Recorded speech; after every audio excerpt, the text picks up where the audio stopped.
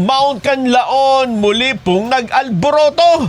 Talaga naman at live mula po doon sa bulkan, si Levy Ampere magbabalita. Isang katamtamang pagsabog ang nangyari sa Bulkang Canlaon sa Canlaon City, Negros Oriental.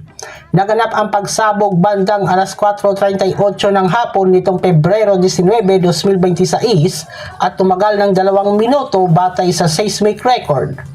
Ang pangyayari nito ay lumikha ng isang dark gray eruption plump na umabot sa 2,000 metrong taas bago pumadpad patungong timog kanluran.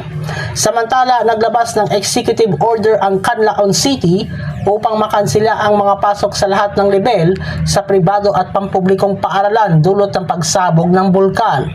Bagamat nanatiling nasa alert level 2 ang Bulkang Canlaon at mahigpit na ipinagbabawal ang pagpasok sa 4 na kilometrong radius permanent danger zone at paalala din para sa publiko na laging mag-ingat. Mula rito sa Canlaon City, Negros Oriental, ako si Levy Ampere para sa 100% Balita.